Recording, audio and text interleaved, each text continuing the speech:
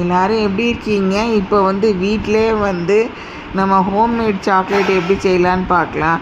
அதுக்கு இந்த இதில் கொடுத்துருக்குற மொருட்டில் இருக்கிற அந்த டார்க் ஆல்மண்ட் இதை வாங்கிக்கோங்க. வாங்கிட்டு அதை பிச்சுட்டு அதில் ஒரு சின்ன பாகத்தை எடுத்து இந்த மாதிரி துண்டு துண்டாக வெட்டி எடுத்துக்கோங்க. இது விருந்தார ஆச்சி சமையல் தமிழ். சப்ஸ்கிரைப் பண்ணுங்க. நன்றி.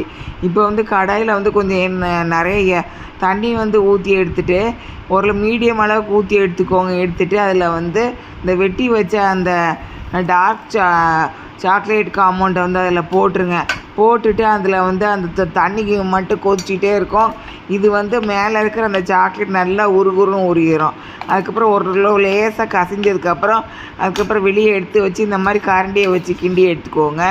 அதுக்கப்புறம் அந்த அச்சு இருக்கும், ஏபிசிடின்னு எழுதின அச்சு, அதை எடுத்துக்கோங்க. அதை எடுத்துகிட்டு அந்த டார்க் சாக்லேட் ஆல்மண்டை அதை அப்படி தேய்ச்சி ஸ்பூனை வச்சு சூடாக இருக்கும்.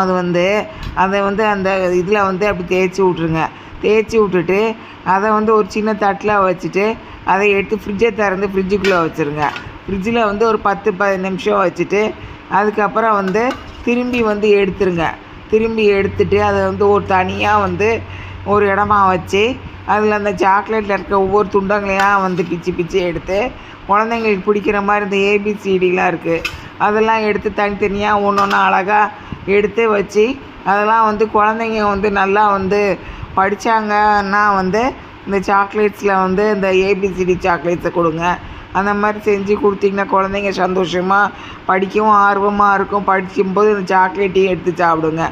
இதை மாதிரி செஞ்சு சாப்பிடுங்க. உங்கள் கமெண்ட்ஸ் அனுப்புங்க. நன்றி.